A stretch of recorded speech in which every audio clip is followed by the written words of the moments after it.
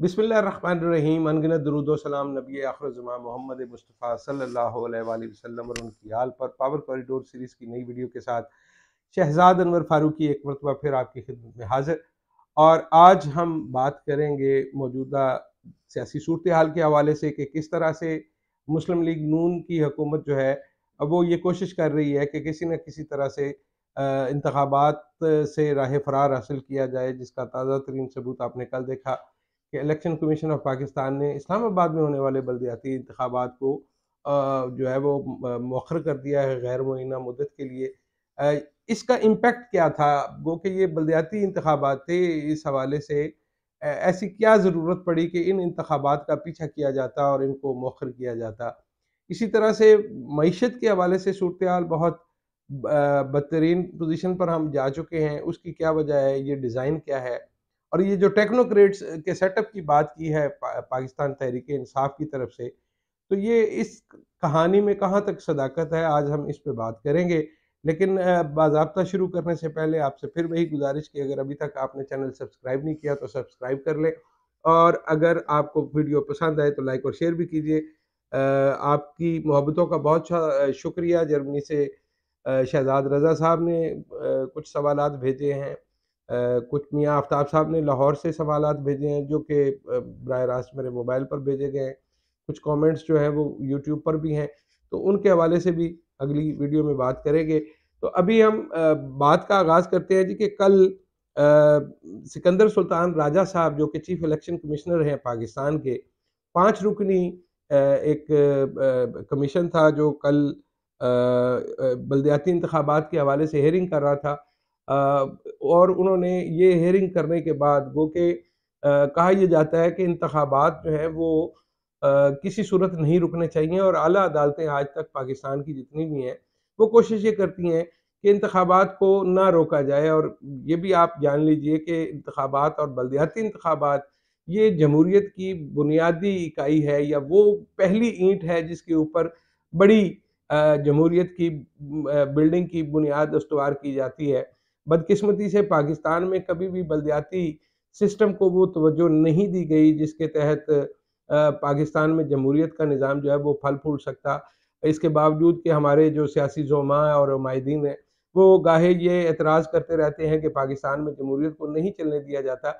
लेकिन आपको ये भी देखना और सोचना होगा कि हमारे यही सियासतदान जो हैं, जो कि इस वक़्त अक्रॉस द बोर्ड पीडीएम और बाकी जो जमातें हैं, मासवाए पाकिस्तान तहरीक-ए-इंसाफ के, क्योंकि उस जमात को इस वक़्त जो है वो थोड़ा-सा फ़ायदा नज़र आ रहा है कि इंतखाबात की सूरत में वो एक मकबूलियत की लहर पर सवार है और उनको लगता है कि वो जीत जाएँगे।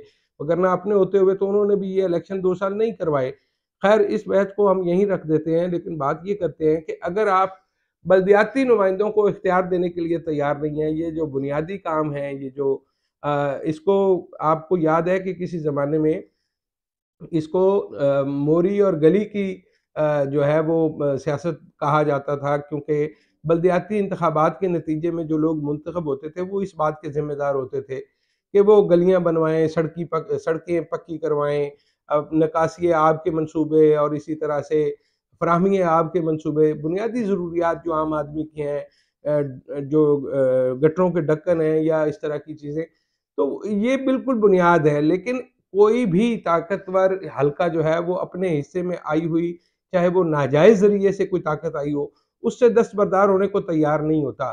क्योंकि ये मामला एमपीएज़ ने कुछ अरसे से अपने हाथ में लिया हुआ है कि वो सड़कें भी बनवाते हैं, वो दीगर मनसूबों का भी इफ्तिताह करते हैं। इसी तरह एमएनए भी सड़कों की तख्तियाँ लगाते हैं। तो आपको ये समझ जाना चाहिए कि ये तमाम वो लोग हैं जो कि जिनका माली मुनफ़ियत इस मामले से वाबस्ता है। इसमें इल्ज़ाम तराशी वाली कोई बात नहीं, लेकिन ये मामलात चूँकि कमीशन से जुड़े हुए हैं और ठेकेदारों के कमीशन से जुड़े हुए हैं।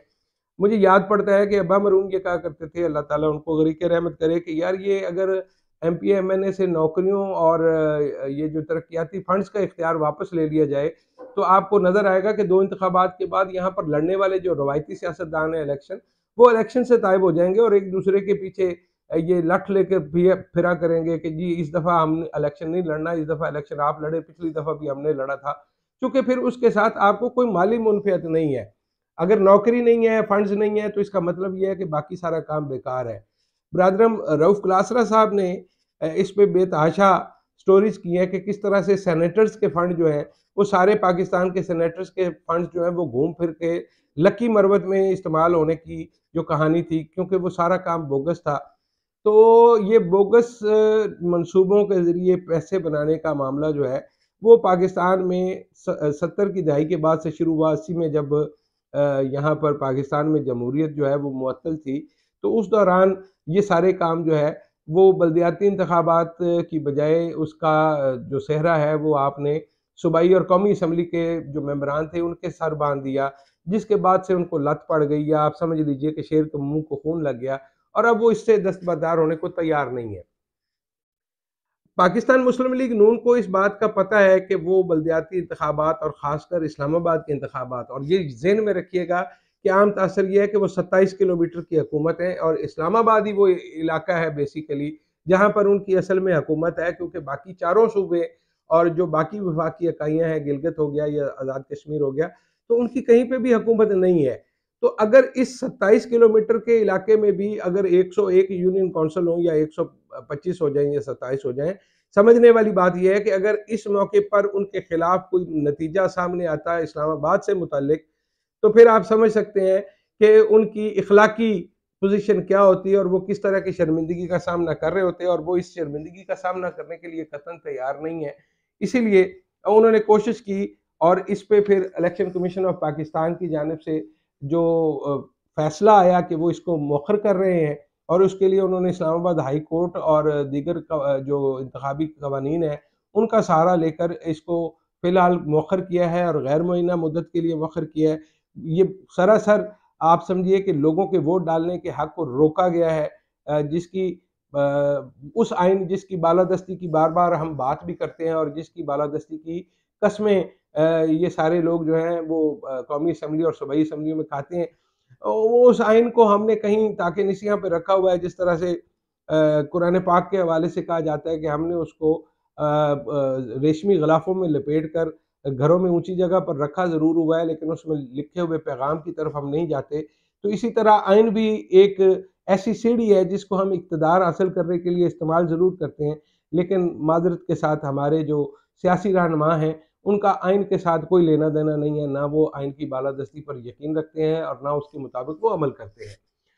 अब इससे जुड़ा हुआ एक दूसरा मामला है, वो मामला मुआशी बदहाली का है। शब्बर जो रिज़वी साहब हैं, ज़ैदी साहब हैं, जो कि साबका एफबीआर के चेयरमैन भी रह चुके हैं और एक साबका आपके वज़ीर ख़ज़ाना हैं शौकत फ़याज़ तरीन।